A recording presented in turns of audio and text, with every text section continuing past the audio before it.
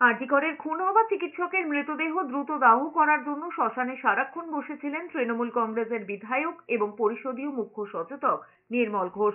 শুধু বসে থাকাই নয়, দ্রুত যাতে সৎকার করা হয় তার জন্য লাইনে থাকা অন্য মৃতদেহ সরিয়ে দেওয়া হয়েছিল বলে বিস্ফোরক অভিযোগ করেছেন শুভেন্দু অধিকারী। তার কথায়, ওই ডাক্তারের মৃতদেহ দ্রুত সৎকারের জন্য প্রশাসনের তরফে মাত্রাতিরিক্ত সক্রিয়তা দেখানো হয়েছিল।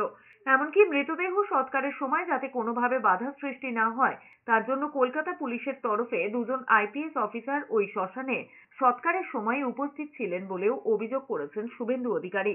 শুক্রবার রাতে সোশ্যাল মিডিয়ায় এক্স হ্যান্ডেলে সেই রাতের শ্মশানে নির্মল ঘোষের উপস্থিতির ছবি প্রকাশ করে কেন দ্রুত সৎকারের নির্দেশ দেওয়া হচ্ছিল তা নিয়ে প্রশ্ন তুলেছেন বিরোধী দলনেতা।